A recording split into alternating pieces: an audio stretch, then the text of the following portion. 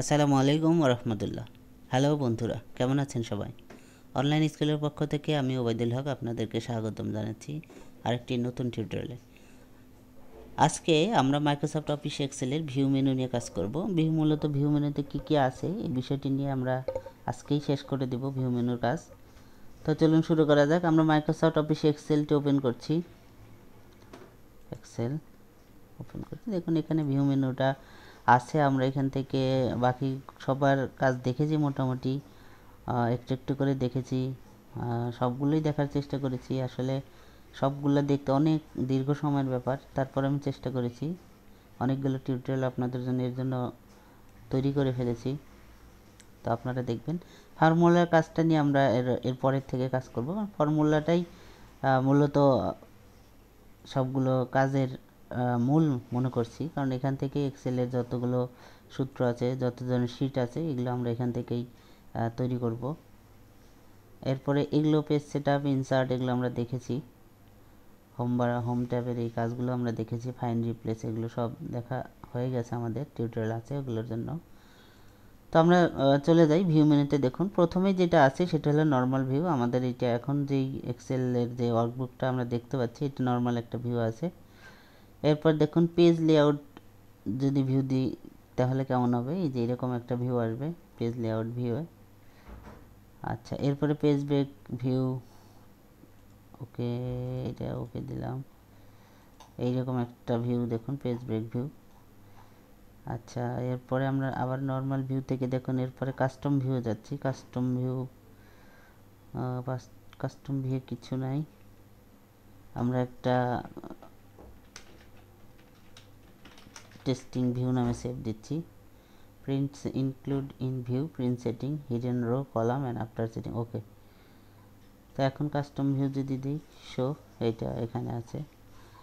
আচ্ছা, এরপরে এখানে দেখুন আমরা কাস্টম ভিউ থেকে এখন ফুল স্ক্রিন মোড, এই যে সবগুলো অপশনগুলো আছে, এগুলো যদি আমরা হাইড করে কাজ করতে চাই, দেখুন ফুল স্ক্রিন মোডে কাজ করতে পারবো। ওকে, কিবোর্ড থেকে স্কেপ প্রেস করলে এটা চলে যাবে ফুল স্ক্রিন মোডটা, দেখুন।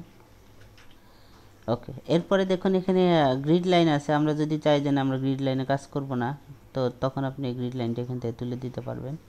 এই বিষয়টা সম্ভবত আমরা পেজ লেআউট, হ্যাঁ এখান থেকেও দেখেছিলাম। দেখুন এই যে গ্রিড লাইন, এখান থেকেও বিষয়টা আছে এখানেও। ওকে, এরপরে দেখুন এই যে ফর্মুলা বারটা, এই যে এই বারটা ফর্মুলা বার, এটা যদি আমরা হাইড করতে চাই সেক্ষেত্রে এই টিকটা তুলে দিতে হবে, দেখুন। আচ্ছা, এরপরে এই যে হেডিং আছে, হেডিং মানে যে এবিসিডি, এগুলো যে কলাম নেম, এরপরে এই যে রো নাম্বার, এইটা যদি আমরা হাইড করতে চাই সেক্ষেত্রে আমরা এই হেডিংটা ঠিক তুলে দিতে হবে। এটাও কিন্তু ওই পেজ লেআউটে সম্ভবত ছিল, এই যে হেডিং, ঠিক আছে, হেডিং। আচ্ছা, এরপরে আমরা দেখি আর কি কি আছে। এখানে কিন্তু আরেকটা বিষয় ছিল হেডিংয়ের ক্ষেত্রে, যেমন এইটা টিক এখান থেকে তুলে দিলেও যদি আমরা প্রিন্টে দিয়ে যাই, প্রিন্টে, তাহলে কিন্তু প্রিন্টে শো হবে। দেখুন এখানে কোনো কিছু প্রিন্টে শো ডিসপ্লে পাচ্ছে না। এখন দেখি প্রিন্ট প্রিভিউ, এই যে নাম্বার কিন্তু আছে, ঠিক আছে। ওকে, তো আমরা এখান থেকে টিক দিলে দিয়ে এইটাতে টিক দিয়ে দিচ্ছি, আমাদের এখানে দরকার, প্রিন্ট প্রিভিউ দরকার নেই। আচ্ছা, ভিউ মেনু, এরপরে দেখুন জুম মেনু আছে। জুমের যে অপশন আছে, আমরা এখন 100%-এ কিন্তু কাজ করছি, আমরা চাইলে এটা 200% করে দিতে পারি। ওকে, আবার যদি চাই আরও কাস্টমে যে আপনি আরও অনেক বড় করে দেখতে পারেন, কোনো সমস্যা নেই। যেখানে 500 করে দিচ্ছি কাস্টমস থেকে, দেখুন 400। এখানে কিন্তু একটা ব্যাপার আছে, the number must be have been 10 থেকে আপনার 400 পর্যন্ত, আপনি 10 থেকে 400%-এর ভিতরে কাজ করতে পারবেন। তো আমরা ওকে দিয়ে দিচ্ছি। এরপরে আমরা এখানে আবার 400 করে দিচ্ছি, ওকে। আচ্ছা, এখান থেকে আমরা 25% করে দিতে পারবো। দেখুন আমরা এটা কিন্তু এখন 25% জুমে আছি। এখান থেকে আমরা আরও কম করে দিতে পারবো, 10 করে দিতে পারবো, দেখুন। ওকে, 10-এর নিচে কিন্তু আমরা যেতে পারবো না। আর এখান থেকে 100% করে দিতে পারবো। আবার এখানে যে দেখুন এটা 100% দেওয়া আছে, এখানে ক্লিক করলে পেজ, আমাদের পেজে ভিউটা আছে, এটা 100% মোডে চলে আসবে। জুম টু সেকশন, দেখুন আমরা যেখানে কার্সার করা রাখা আছে, এইটা যদি কখনো চাই যে এইখানে আমি জুম করব, তখন শুধু এইটা ক্লিক করলে হবে। ওকে, আবার 100% করে দিচ্ছি। যে আমরা এখানে 100 লিখছি, 100 লেখার পরেই আমি এখানে জুম ইন সেকশন করছি। দেখুন এই যে 100-র কাছে আমার কার্সরটা জুম হয়ে গেছে। তো এই হলো বিষয়। নিউ উইন্ডো আমাদের এখানে লক্ষ্য রাখুন একটাই উইন্ডো আছে। তো আমরা যদি নিউ উইন্ডো চাই সেক্ষেত্রে এখানে ক্লিক করলে নতুন আরেকটি উইন্ডো তৈরি হবে। দেখুন এই যে বুক অন পয়েন্ট, এখানে অন, তারপরে অন, এর এখন অন, এরপরে 2। এই হলো বিষয়। আচ্ছা আমরা এটা দরকার নেই, আমরা ক্লোজ করে দিচ্ছি। আচ্ছা এটা কি একটু দেখি, arrange all title tile all open program window side by side on the screen, দেখি। ওকে, হরিজন্টালি টাইলড দেই। ওকে, বুক অন, এই যেখানে দেখুন আমাদের এখানে একটাই বুক আছে, এই জন্য এটা এইভাবে দেখাচ্ছে। আমরা এটি নো করে দিচ্ছি। দেখুন আমরা নতুন করে কিছুই নিচ্ছি। আমরা 3টা ওয়ার্কবুক নিব এখন। দেখুন বুক 2, এরপরে আরেকটা বুক নিব। দেখুন বুক 3, এই যে লক্ষ্য রাখুন 3টা শিট কিন্তু একসাথে। এরপরে আরেকটা নিব। ওকে, দেখুন বুক 4। এই হলো বিষয়। আচ্ছা এখন আমরা এই বিষয়টা দেখি, অ্যারেঞ্জ অল। তো আমরা এখন যদি হরিজেন্টালি চাই, হরিজেন্টালি দেখুন এই যে এইটা বুক 4, বুক 3, বুক 2। আচ্ছা এরপরে আবার কি আছে, ভার্টিক্যালি আছে আমাদের এরকম লম্বা লম্বা যদি আমরা রাখতে চাই, দেখুন এই যে বুক 4, বুক 3, বুক 2।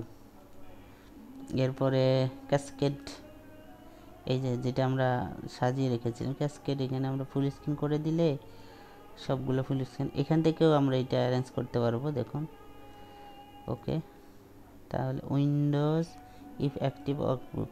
ওকে দেখি, এইটা আমরা অ্যাক্টিভে আছি এই জন্য এটা আমাদের এই মোডে আছে ফুল। এটা যদি অ্যাক্টিভ হয় এটা উপরে থাকবে। তো এই হলো বিষয় উইন্ডো অ্যারেঞ্জ করার জন্য এই বিষয়টি। আমরা এখান থেকে ক্লোজ করে দিচ্ছি, এতগুলো দরকার নেই। আর একটা নতুন ওয়ার্কবুক নিচ্ছি। ওকে, এরপরে ফ্রিজ স্প্যান তো আমরা দেখেছি। স্প্লিট এই যে এখানে স্প্লিট আপনার স্ক্রিনকে ভাগ করে কাজ করা। তারপরে স্প্লিট হাইড, আমরা এটাকে হাইড করে দিলাম, আনহাইড। এইখানে বুক নাম্বার দেওয়া আছে, দেখুন আমরা এটা ওপেন করলাম। আবার সুইচ উইন্ডোজ বুক অন। আচ্ছা দেখি আরেকবার, আরেকটা ফাইলকে আমরা নিচ্ছি আরেকটা। এখন যদি সুইচ করি দেখুন এই যে বুক 5, 6-এ আছি আমরা এখন।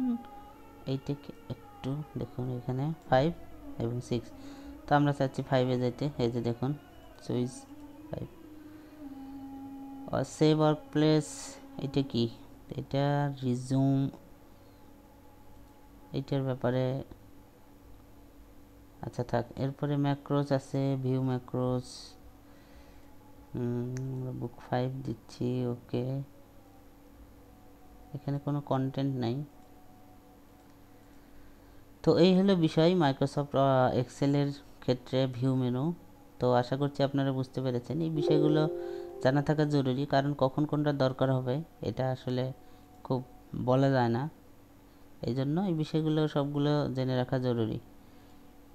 তো আশা করছি আপনারা বুঝতে পেরেছেন। বুঝতে না পারলে অবশ্যই আমাদেরকে কমেন্ট বক্সে জানাবেন, আমরা চেষ্টা করব যথাসম্ভব ফিডব্যাক দেওয়ার জন্য। তো ধন্যবাদ সবাইকে, আজকে পর্যন্তই। আল্লাহ হাফিজ।